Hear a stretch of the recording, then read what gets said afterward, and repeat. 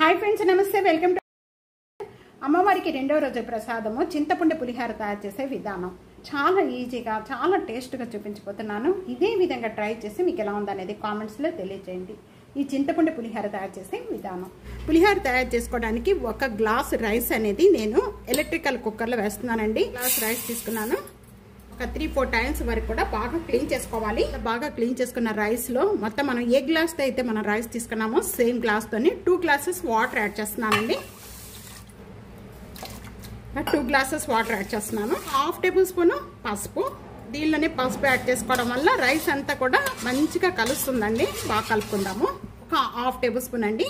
దీంట్లో ఆయిల్ కూడా యాడ్ చేసుకోవడం వల్ల రైస్ అంతా పొడి పొడిగా వస్తుంది. ఇలా ఆయిల్ యాడ్ చేసుకొని కుక్ చేసుకోవడం వల్ల ఇదంతా కూడా ఆయిల్ యాడ్ చేసిన వెంటనే ఇదంతా ఒకసారి బాగా కలిపేసుకున్నాం. రైస్ అంతా కూడా కుక్ చేసుకోవాలి. ఒక గ్లాస్ రైస్ కి నిమ్మకాయ అంతా చింతపండు తీసుకున్నానండి. ఈ నిమ్మకాయ అంతా చింతపండు అంతా కూడా ఒక బౌల్లో యాడ్ చేసేసుకొని ఒక 2 సార్లు చింతపండు నానబెట్టే ముందు బాగా క్లీన్ చేసుకోవాలి. ఇలా చింతపండు 2 సార్లు బాగా కడిగిన వాటిని మొత్తం కూడా నేను వేడి వాటర్ పోసి, ఎందుకంటే ఇది తొందరగా మనం చింతపండు నానడానికి టైం పడుతుంది. మనకు ఈ విధంగా చల్లారిపోయిన వెంటనే కూడా చింతపండు గుజ్జు తీసుకోవాలి. బాగా పిసికి మనం గుజ్జు తీసిన చింతపండు జ్యూస్ అంతా కూడా ఈ స్టీనర్లో వడపోసేసుకుందాము. ఈ విధంగా వడపోసుకోవడం వల్ల చింతపండు బాగా మంచిగా క్లీనింగ్ అవుతుంది.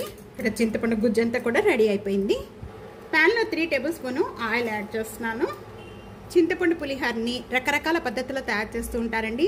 ఇలా చేసుకున్నారంటే చాలా తొందరగా అయిపోతుంది. శనగపప్పు టైం ఎక్కువ పడుతుంది కాబట్టి శనగపప్పు యాడ్ చేసేసుకుందాం. పల్లీలు 2 టేబుల్ స్పూన్, శనగపప్పు 1 టేబుల్ స్పూన్ అండి. పులిహారకి పప్పులన్నీ కూడా ఎంత బాగా వేగితే అంత టేస్ట్ గా ఉంటుంది. ఈ పప్పులు వేయించుకునేటప్పుడు కూడా మనం లో ఫ్లేమ్ లో అండ్ మీడియం ఫ్లేమ్ లో అడ్జస్ట్మెంట్ చేసుకుంటూ వేయించుకోవాలండి. అప్పుడే పప్పులు అనేది స్లోగా వేగి చక్కగా కరకరలాడుతూ ఉంటాయి.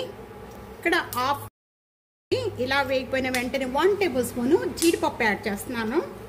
కొద్దిగా అల్లం ముక్కలు, 1 టేబుల్ స్పూన్ జీరా యాడ్ చేస్తున్నాను. 1/2 టేబుల్ స్పూన్ ఆవాలు, 4 లేక 5 పచ్చిమిర్చి మధ్యలో కొద్దిగా ఇలా కట్ చేశానండి, చీల్చి వేసుకోవాలి. 5 లేక 6 ఎండుమిర్చి. పప్పులన్నీ కూడా వేగిన వెంటనే వేసేసుకోండి. ఇవి తొందరగానే వేగిపోతాయి. ఇలా వేగిపోయిన వెంటనే కూడా కొద్దిగా ఇంగువ యాడ్ చేస్తున్నాను. ఇప్పుడు ఈ పప్పులన్నీ వేగిపోయిన వెంటనే ఈ చింతపండు జ్యూస్ యాడ్ చేస్తున్నాను. ఇప్పుడు దీంట్లో మనం సాల్ట్ వేసేసుకుంటాం. హై ఫ్లేమ్లో పెట్టుకుందామండి. ఇక్కడ టేస్ట్కి సరిపడా salt 1 table spoon salt add చేసేసుకుని ఇదంతా కూడా హై ఫ్లేమ్లో పెట్టేసేసుకొని ఈ చింతపండు అంతా కూడా ఈ తాలింపుతో బాగా ఉడికించుకోవాలి. ఎప్పుడు వరకు అంటే ఇది చిక్కపడిపోయి మనకి ఆయిల్ అంతా కూడా సపరేట్ అవుతుందండి. అంతవరకు కూడా ఉడికించుకోవాలి. మనం ఇక్కడ చింతపండు అంతా ఉడుకుతూ ఉండగానే కొద్దిగా బెల్లం తీసుకున్నామండి. ఈ బెల్లం కూడా దీన్ని బాగా నలిపేసేసుకొని ఈ విధంగా కొద్దిగా ఇలా వేసేసుకుందాం. కరివేపాకు యాడ్ చేస్తున్నాను. ఇలా కరివేపాకు లాస్ట్ యాడ్ చేసుకోవడం వల్ల దాని ఫ్లేవర్ చాలా బాగుంటుందండి. ఇక్కడ చింతపండు అంతా కూడా బాగా ఉడికిపోయిందండి. ఇది చూస్తున్నారు కదా, ఈ పైన అంతా కూడా ఆయిల్ అనేది సపరేట్ అయిపోయింది.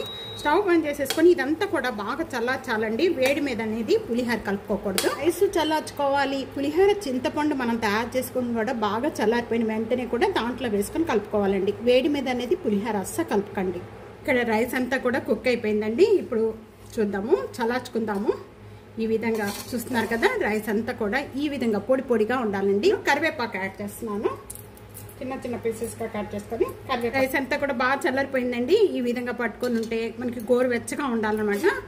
ఉడకబెట్టుకున్న చింతపండు కూడా బాగా చల్లారిపోయింది. ఈ చింతపండు మనం దీంట్లో వేసేసుకొని కొద్ది కొద్దిగా ఈ విధంగా కలుపుకుంటూ ఉండాలి.